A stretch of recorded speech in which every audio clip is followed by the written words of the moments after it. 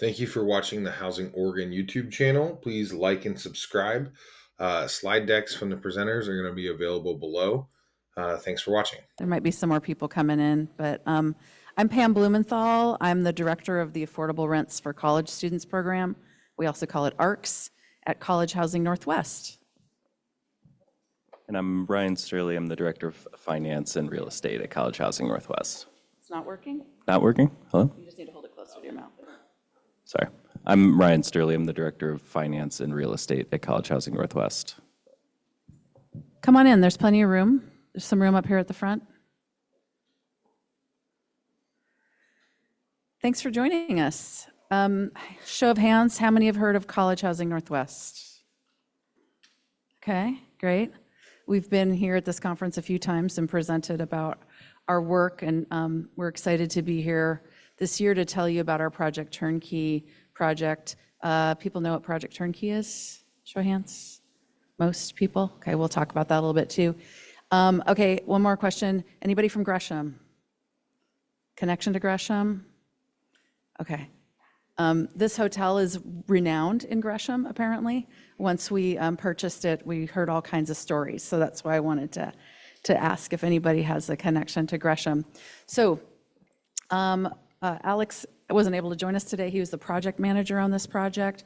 But I'm going to start by just telling you a little bit about, I think I can also advance here, right? Yeah. A little bit about us as an organization, since a fair number, there's plenty of room. Come on in. Plenty of room. Room up front. You don't want to sit up front? Okay. College Housing Northwest is a nonprofit student housing organization, and we've been around for over 50 years. So you haven't heard of us because we really have been connected to PSU for a long time. We used to run the housing for all of PSU. We were started in the 60s by students as a student co-op, and then evolved into being what we are now. We've grown a lot in the last 3 years, and our profits are invested directly back into the housing and support of our students and our rents, which we keep at 70% AMI or below. And we minimize barriers for students. So no first and last month's rent, no rental history needed, no guarantor, just a $500 deposit to get in. So our properties that you might know are in Goose Hollow. We have a big tower that's right near the tunnel entrance that goes to the zoo that way. And then we have a fairly new property called the Amy, which is right on the edge of PSU's campus. But in the last couple years, we've expanded to East County. So we have 6 properties total. And you may or may not know about student homelessness, and that college students are homeless or housing insecure. The rate of homelessness for two-year institutions, this data is a little this is a little bit outdated, but at least 23% of two-year college students are homeless, meaning they're couch surfing, living in their cars, or possibly living in shelter or on the street. And then a little bit lower for four-year institutions, but still significant. And when we talk about housing insecurity, so just students not sure if they're going to be able to stay in housing or in unsafe situations, it's about 50% of college students. And college students are, we're going to talk about it in a little while, but, or did you want to talk about that now? Maybe that college students are not eligible for most affordable housing. So you want to talk about that? Yeah, so I think the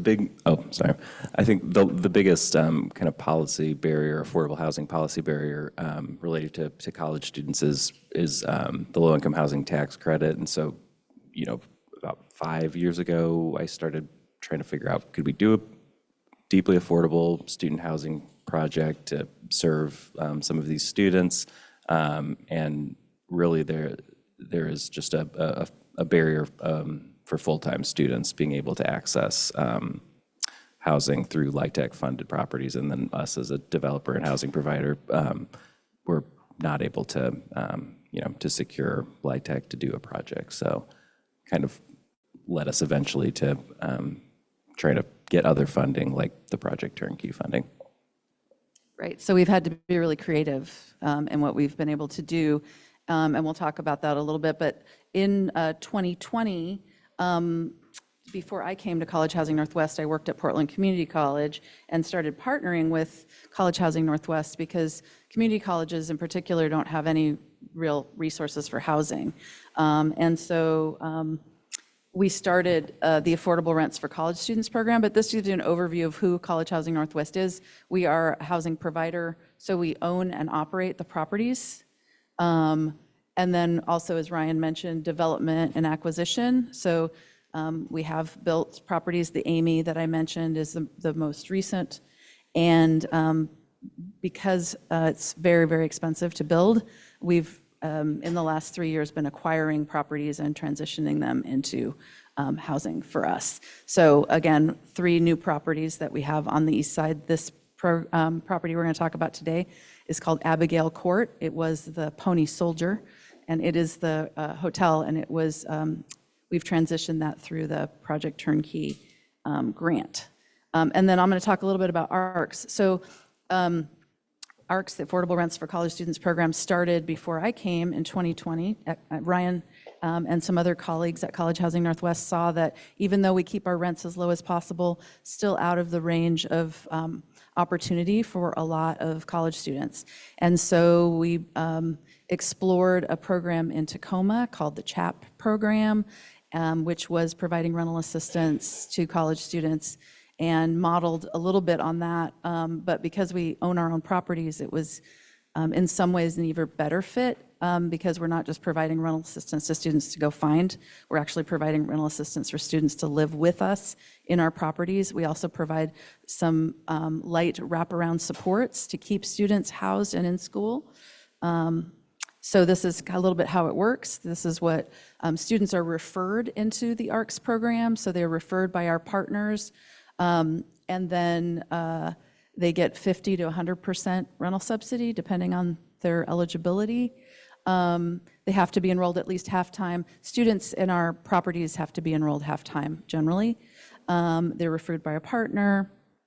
They have to be in good academic standing and meet general rental criteria. And as I mentioned before, we have minimal barriers. For students in this program, they don't pay any deposit at all. And then we do what we can to help, depending on the property, reduce utility and Wi-Fi costs. And then we do eviction prevention work to support them to stay. Like I said, our goal is to keep them housed to get their credential or degree. Right now in the ARCS program, we're serving undergraduate students, but students could be working on a certificate. Doesn't have to be a 4-year degree. We even have some students that are working on their GED. And then that personalized support from a program coordinator. We have some emergency funds, and then we try to provide access to some resources. The funding we've been getting through, we have a partnership with DHS, we get funding through the Joint Office, and then we have grants and other opportunities, individual donors, a few. Still building our base around fundraising. College Housing Northwest has not been a fundraising organization until recently, but we're growing into that. So our current partners are here and growing. Actually, Latino Network is a new partner. I don't have that on the slide yet. And then we're starting a partnership with Work Systems as well. So all of those partners can refer into the ARCS program. So I'm going to hand it over to Ryan now, and he can talk specifically about Abigail Court. Great. Yeah, so a little bit about this Project Turnkey project. And for those who don't know what Project Turnkey is, it was started in 2020 as a response to the wildfires and folks displaced by the wildfires in 2020. And so it was funding from the state to repurpose hotels, which were mostly unoccupied due to COVID at the time, repurpose those for shelter space. And then the following Project Turnkey program kind of broadened a little bit and allowed for conversion of any underutilized property to turn into shelter or transitional housing, which we applied for the grant as transitional housing for students. So here's a kind of a map of where the hotel is located. It's in Gresham, about a mile and a half from Mount Hood Community College. It's located right on the main bus line that goes to the college. It's a few blocks from the Max line, so really well situated and close to the campus.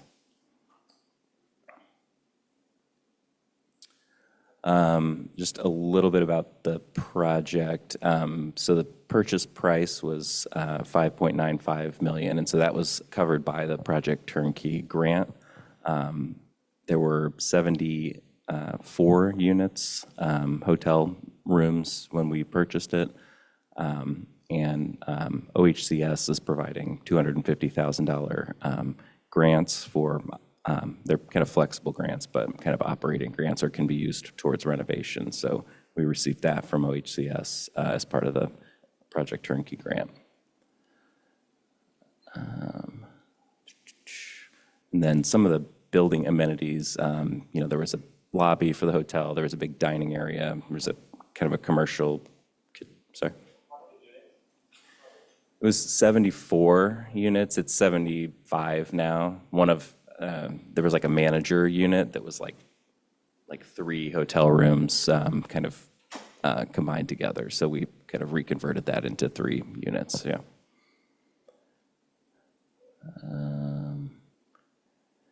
yeah. So, we did significant renovations to the project. So the purchase price was about $6 million, and the total project cost was 15. So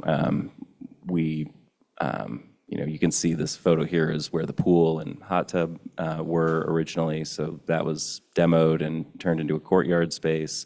The entire exterior of the building was replaced, so all new siding, windows, new roof. The kind of lobby area and kitchen for the hotel was turned into a student study space, which I have some photos of after this. We created a gym. There was like a small gym, so we combined that space with an adjacent hotel room and created kind of a larger gym for students as well. Yes. This is a photo of the kind of units. This is like a typical unit, so kind of one large part of the renovation was putting kitchenettes in all of the hotel rooms. So this is kind of what the final product looks like for most units. 2-burner kind of cooktop, fridge, microwave that is vented out through the roof. So there's 50 free units here. That's part of the agreement with Project Turnkey, because it's just expanding the ARCS program. So students still have to have a referral and be housing insecure, low income, to have access to those units. And those units are rent-free. We try not to say free, but they're rent-free for 1 year. And then students are tiered up to start paying half the rent. So they would eventually, if they stay beyond a year, be able to be paying half of that $915, and that would be their rate until they leave us and graduate.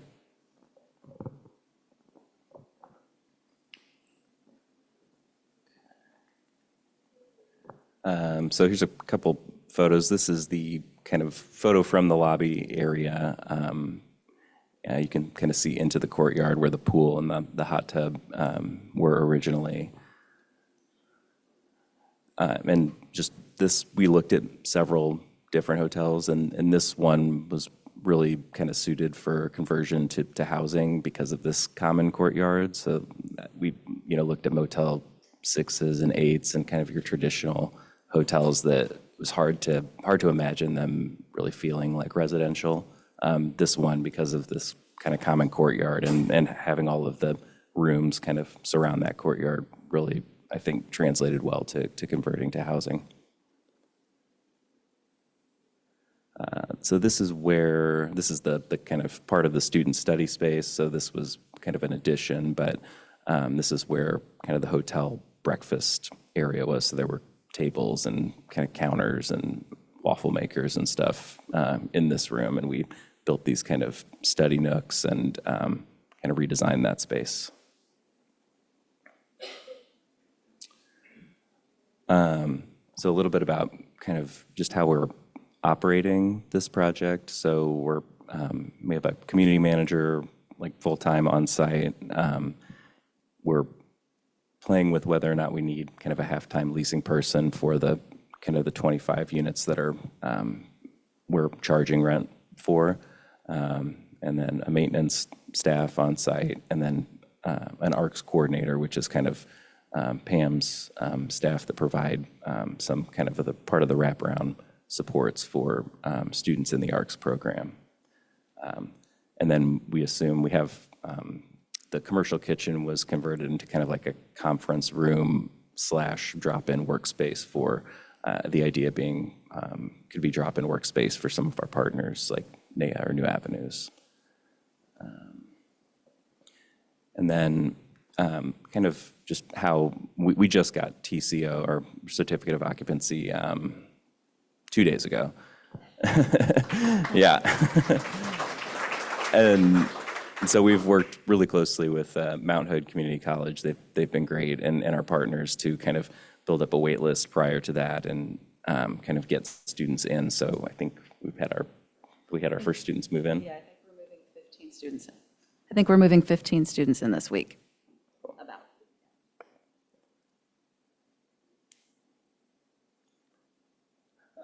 And then just kind of an overview of how we funded this. I think it's a little different than, maybe traditional affordable housing gets funded. And I think one thing to note here is putting this together took kind of years of work to try to raise awareness of kind of student homelessness and housing insecurity, and kind of build these partnerships with folks like DHS, who we have $1.7 million from as part of a House bill that's coming into this project, the Project Turnkey grant. And then, College Housing Northwest is funded about a little less than $5 million in equity. So and we got about $450,000 in kind of miscellaneous foundation grants.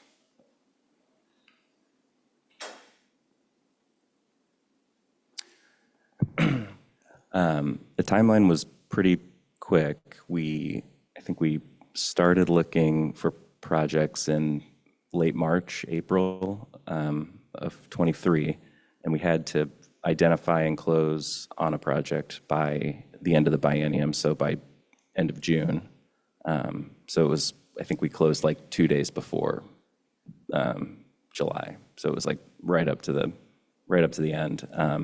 And then because how Project Turnkey works is Oregon Community Foundation actually administers the funding for the grants. I think the idea being to make things more efficient and quicker than if it were done through kind of the state or OHCS, which we found, it was pretty streamlined process. We, were able to get the notice that we were awarded funding, within a few months, close on a project, start renovation in demolition and renovation in August, and then it was basically 13 months to complete. So it was a pretty quick turnaround for a pretty significant renovation project. Oh, and then we did a capital, kind of College Housing Northwest first attempt at a capital fundraising campaign, which we kind of launched around January 24 and had our first fundraiser, which was somewhat successful, but yeah.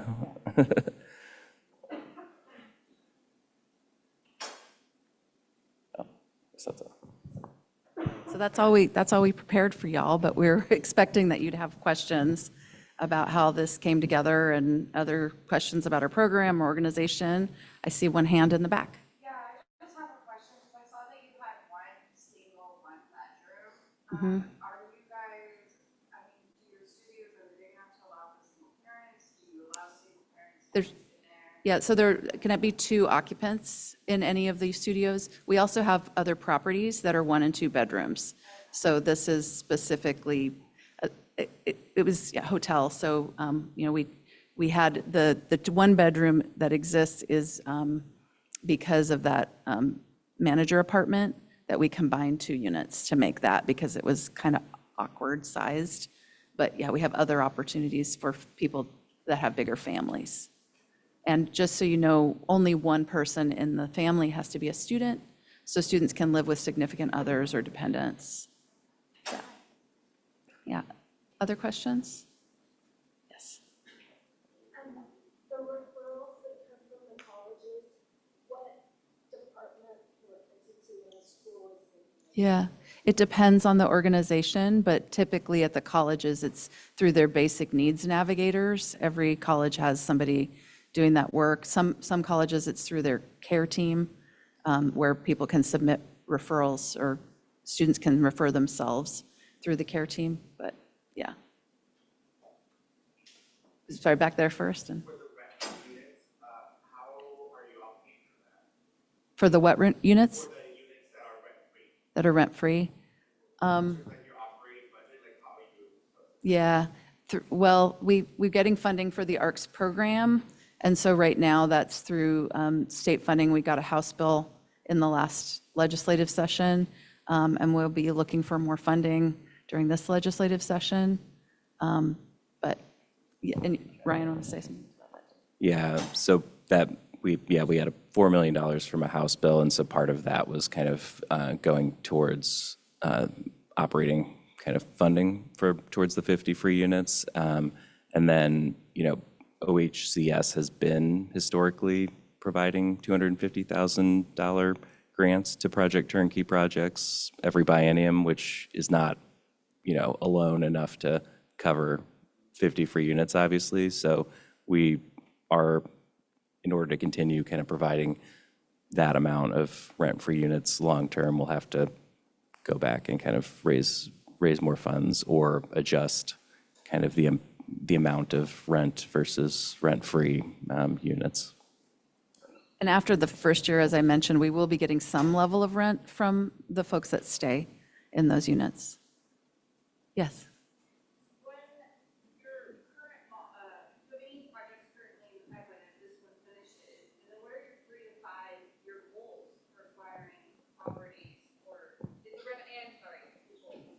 renovation model something you're going to move forward with rather than building? Yes, I think the renovation model is definitely something we're looking at for future projects.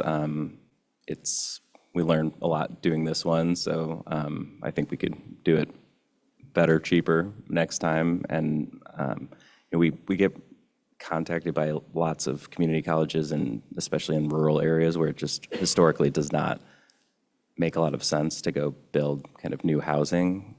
Doesn't financially kind of work. So I think this hotel kind of renovation model would be a pretty good tool to use for some of these rural community colleges that have the same or sometimes worse kind of levels of student housing insecurity.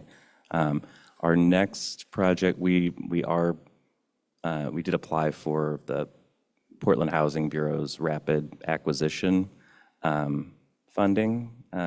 They released an RFP a few weeks ago, and so we have a project kind of near PSU, in between PSU and OHSU, that we have under contract that we're trying to get kind of funding through the Housing Bureau and potentially through the state and some other sources. And the concept being partly to work with OHSU to provide affordable housing for nursing workforce.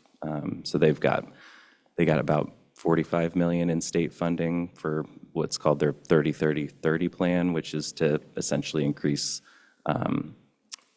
workforce in graduates for nursing, nurse practitioners. There's a few other kind of key areas at OHSU, but that funding is really to increase graduates of those and the diversity of those graduates. So we're hoping to kind of be able to provide some affordable housing kind of tied to that. But yeah, I mean, it's since we did the Amy project was the last kind of ground up project we did, and that was done we finished that in 2019. And since then, because we can't access kind of LIHTC and some of these traditional sources of affordable housing funding, we have not even really been looking at ground up development. So it's really until we kind of find something to replace LIHTC and all the funding that's associated with LIHTC, we're kind of looking for creative solutions, and acquisitions and rehab is a lot cheaper. Few hands in the very back. I saw you first. So I have a question. I think in the previous slide, said that 3 units had kitchens or kitchenettes, maybe in shared space. Have you thought about students who need accommodations for celiac disease or food allergies or anyone? All of our units in this property have kitchens. Yeah, that's what we did. The renovation included putting kitchens in all the units. Yeah. There, yes. Have you considered working with Portland Public Schools? Because knowing that many of the students in college are experiencing this, their housing security didn't necessarily begin when they went to college. A lot of kids in public schools are experiencing housing insecurity for houseless while in public schools, and it just seems like we have a really good system of generating these turnkey opportunities. So I wondered if you considered. Yeah, our mission is around college students. So, and students have to be 18 to live in our properties. So the parents of those students in the public schools, if they're in college or in some kind of workforce training program, they would be eligible to live with us. Absolutely. Yeah. Oh, yeah.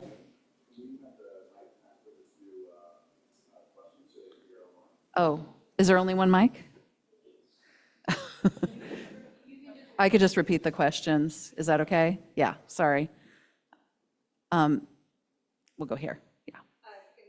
In terms of the renovation scope, were there challenges, well, to bring it down to the studs, or in terms of the renovation, and then also the second piece of that is, did you find any accessibility challenges with the existing configuration that we're trying to do Yeah. renovations through the California version of this? Yeah. So just curious, The, I haven't done this tiny home since I was, and there's lots of accessibility challenges. the question is around accessibility, and did we tear everything down to the studs? Yeah, I mean, all of the exterior came off. The previous owners, I mean, we knew there was some water damage when we were doing kind of our due diligence, but as we started taking off siding, it was just awful. So, yeah, we basically, not interior, but some of the interior, we did have to kind of remove some drywall, but all of the exterior, even some of the roof trusses were damaged, so we had to do some substantial work related to the water damage on the exterior. ADA, we did on the ground floor have to take out 2 of the bathroom walls and move them out about 1.5 feet in each unit. It's on the ground floor. So that was yeah, definitely increased our cost, because we were hoping to be able to keep on the upper floor. We just kept the bathrooms the same, but we did have to move out the walls on the ground floor units for ADA.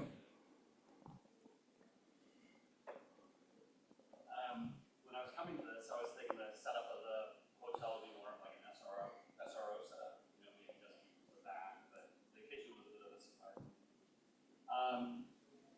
I have to think a lot of your expenses were putting in the kitchens, putting in sliding doors, putting in balconies, and moving the air conditioning units.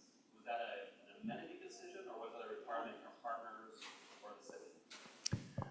So the question was around what was the decision-making around putting kind of amenities in? Was it our decision or the city's related to kind of air conditioners and balconies and some of the features of the building. We did like 4 or 5 focus groups with Mount Hood Community College students. Yeah, we had one was like a bilingual focus group. So we really kind of extensively because that was our plan originally, was to keep the kitchen, like not put kitchenettes in every unit. But kind of the resounding feedback we got from students was they wanted their own kitchen and place to cook. And so we kind of modified the design concept based on that feedback. The balconies were already there, although they were water damaged, so we did have to replace or repair most of them. And then the air conditioners, we got the Oregon MEP grant, which is the sustainability kind of related grant to upgrade the old, I think they were like the original PTAC hotel air conditioners from like the 80s. So we did get, I think we got like 200,000 basically to cover upgrading those to, they're called PTHP units, but they're like a more energy efficient PTAC. Yeah. Oh, sorry. I walked in late and I heard the pony soldier mention. What's going on with that one? That's just something about This that. was the pony soldier. This was? Yes. The one you just, In Gresham. oh, 'cause there's also one by the Columbia. Yeah. No, this is in Gresham, the Gresham. It actually, when we bought it, it was, I'm sorry. When we bought it, it was called the Ponderosa, but it had been the Pony Soldier for a long time in Gresham. Yeah. And then in the back there, yeah. Are you already collecting data or are plans to after the year for housing outcomes? We're collecting data on the programs. Our program has been around for 4 years, so we're collecting data on our students, and certainly this project will be data collecting as well. Yeah, yeah. Jim, our executive director, is here. Do you have a question, Jim? Yeah, this is a plant question. That is on the data collection. Could you speak to what we see with our student populations and some of the alarming statistics and where we see that data going? Also, how we kind of, some of it's guesswork, but how it's changed over the years, and students are one of the few groups that don't qualify. Yeah, we talked about, I don't know if you were here. Yeah, we talked about it. I came in a little bit late, but also what the organization's doing at a national level or community Sure. level to kind of change that. Yeah. Yeah, and for some of you came in a little later, so the question is around kind of data and what we're seeing and the need for this work. And that is, I mentioned earlier, about 20% of college students that are, in recent surveys are homeless, and about 50% are housing insecure. And this is locally to us, but it's also a national issue, and we are plugged into national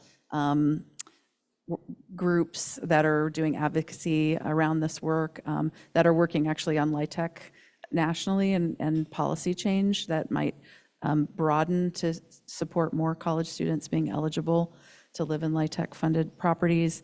As far as impact, we are seeing, so when we started the ARCS program and the rental assistance and the support in 2020, we had 20 students getting rental subsidy. Today we have about 110, and we're expecting that to be close to 200 by the end of this year.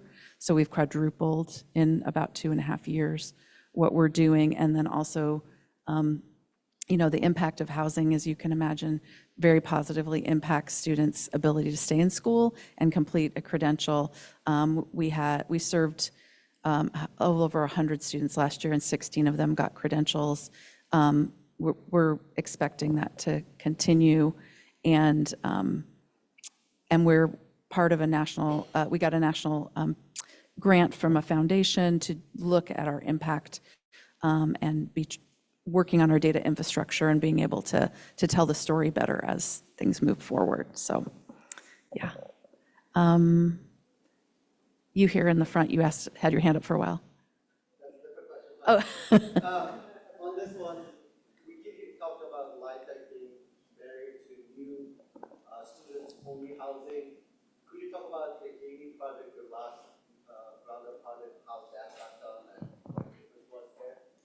I think construction costs were like half of what they are today. And then we had historically have used tax exempt bond financing that's available to 501c3s. I think it's becoming more popular because the 4% bonds are used up. But I mean, essentially, it's just debt. I mean, it's got some benefits, but it's unless you can get like boost your credit rating on, you have to get rated by S&P and Moody's, and we got triple B minus on the Amy bonds, which gave us a rate that was it's 30-year debt, and it's got some benefits. It's like non-recourse long-term debt, but it's pretty equivalent to financing, like traditional bank financing.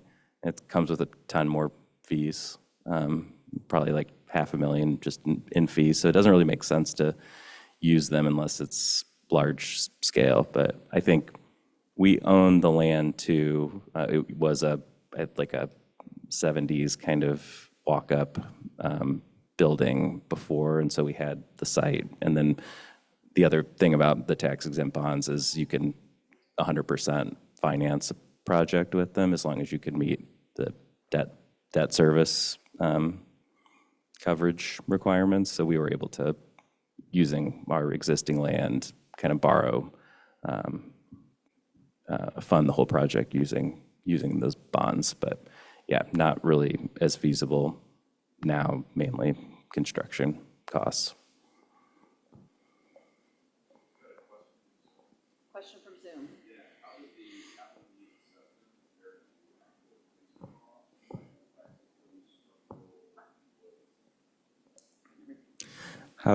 The question was, how did the capital needs assessment actually translate to the renovation costs? It didn't really. I mean, we did pretty extensive due diligence process, but we did not, go as far as we should have done some destructive testing, on the exterior to try to get a sense of how extensive the water damage was. But really, like, that was the big killer, was we assumed there'd be some, exterior work that needed to be done. And then as we started kind of getting into it, it was, okay, now we need to do literally everything. And so that kind of really blew the budget up. We also made up for it by raising additional funding that we didn't anticipate raising for the project. So it kind of netted out. But yeah, I mean, it's, kind of goes with the territory of buying an 80s hotel and renovating it.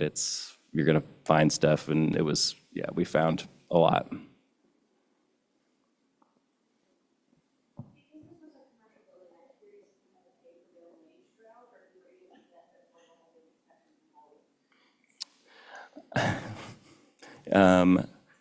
That is a good question. The question is about prevailing wage and whether or not we were required to pay it. My understanding is because it was administered through OCF, like the funding for the acquisition, and then we used our own kind of equity for a substantial portion of the renovation, that did not require fully prevailing wage because of the program. But Can you speak more to Project Turnkey? You talked about it in your relation to the project, but more overall, how much money is available in that program? Question was how much money is available in Project Turnkey. I don't know if it will. Yeah, I don't actually know. It was pretty substantial. But there were some projects that didn't get funded during our round. But I don't think they're continuing the program. I know. Yeah. So in the first year, which I think was 2022, I think there was something like $60 million that was set aside. And then in the year we got it in 23, it was 50, something like that, or maybe 70 and 50. And again, that money went to OCF, and OCF administered the program. But as far as I know, there aren't current state funds going into that program. So there were nonprofits were able to apply through OCF and then get connected with a real estate person that helped kind of find the hotels, and yeah, there was a whole process around that. But yeah, we're not sure that the program will continue. So yeah. I'm curious if the LIFT only hires subsequent half college students. Yeah, question was, is Lyft an option? I don't know. I'll find out soon because I did apply for the ORCA application to try to get Lyft money for the acquisition, this rapid acquisition through Portland Housing Bureau. So I don't know. I think it could be, but it's one of those student housing. It falls in a weird space. Like there's not great. There's a problem. There's lots of homeless students and housing insecure students, but definition-wise, how it lines up and applies, like this project was transitional housing, which it is transitional housing, but it also, it kind of sits in the middle between a couple different things. So I don't know. I hope so.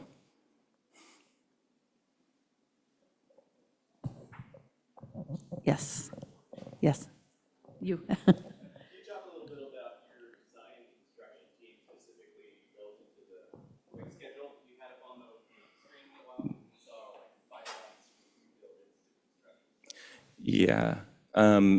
The question was the design and construction team, who they were, and yeah, that it was challenging because I had only worked on projects that were much larger, and this was kind of a different size, and so I didn't really have a big network of folks to call. I mean, I reached out to some that were like, we're too busy, or can't do it in time, or it's a little small. But yeah, we ended up using B&K Construction, who were great. And we bid it out to a few different folks, and everyone, they were the only ones, they were the least expensive and the only ones that could get it open by the start of fall term as well. So yeah, they've been great. Why am I blanking on the architect? Brett Schultz is the architect. Yeah.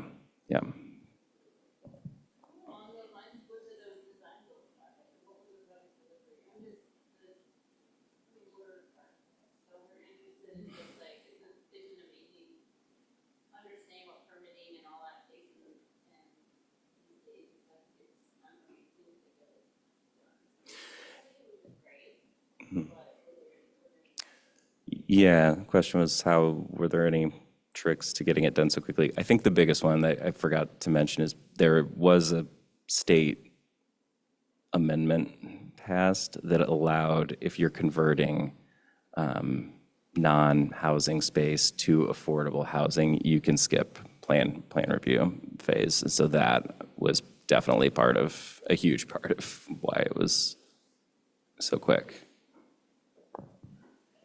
We also had an amazing project manager, Alex, who's not here today, who I think was a big part of making it all happen. So certainly Ryan was involved, and there were other people, but really Alex was on top of all of it. Pretty incredible. Other questions? Yes.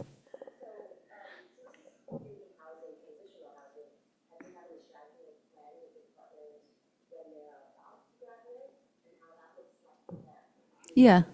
Well, we've been doing this for a little bit. So the program, we have strategies, and students that in general live with us that aren't even in the ARCS program, they, after they graduate, they can stay till their lease ends, or 3 months beyond. If their lease has ended, they can still stay with us for 3 months and be month to month until they're able to transition out. In the ARCS program, we're working with students monthly to develop, strategies for both their job finding, saving money to move out. Like we do work individually with students that are in the ARCS program. So yeah, absolutely.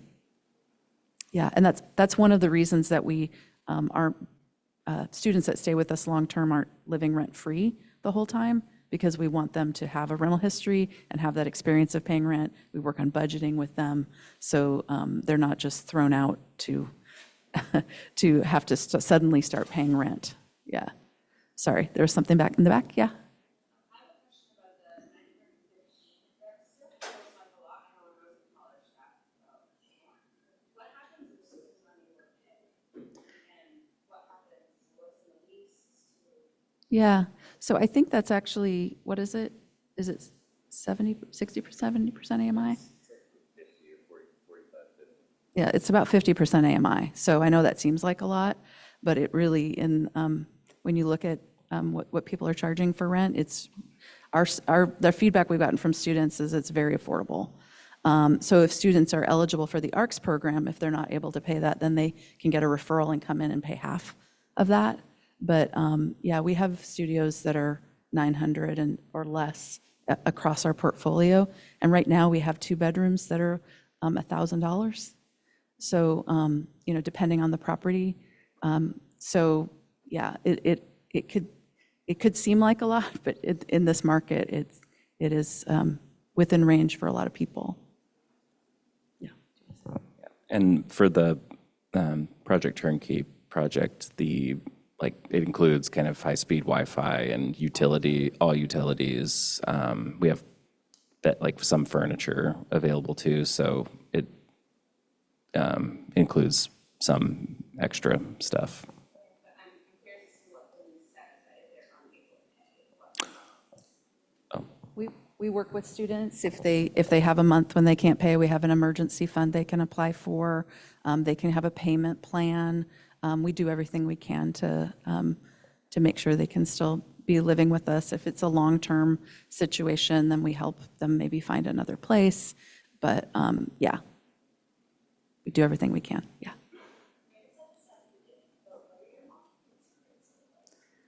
Occupancy rates? Usually around 90, 95 or higher. This year's a little weird. I think we're, especially in the Portland core, PSU is a big kind of part of our occupancy, especially in our downtown properties. And they've kind of been struggling with enrollment for probably the last 5-7 years. And so I think that combined with, just in general, kind of the market starting to backtrack on rents a little bit. I think we're around 90 right now.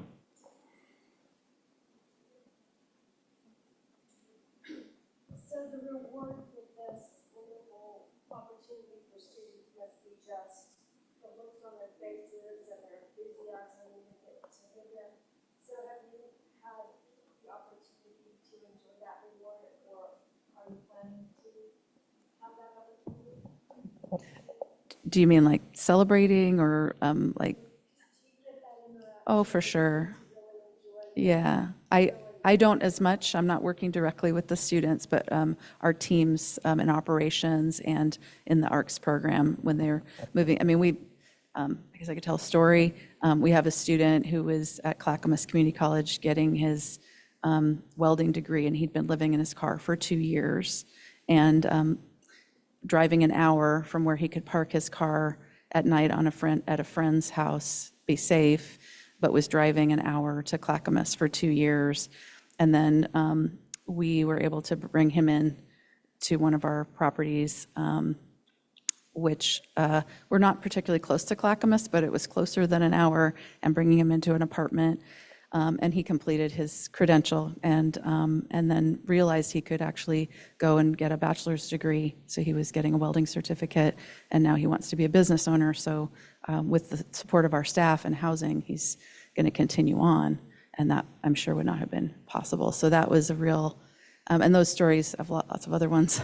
So yes, we we see pretty incredible opportunities, and when students have been in very stressful, difficult situations, and then they come into housing, there's a lot of gratitude and then a lot of challenge as well, because it does stabilize people to a place where then there's other things that come up, and we help work with them. And we also partner with the nonprofits I mentioned to offer support to students, and we are, communicating with the post-secondary institutions to also help with support, especially around food, because students are housing insecure, they're also food insecure. So we work on that and try to support them.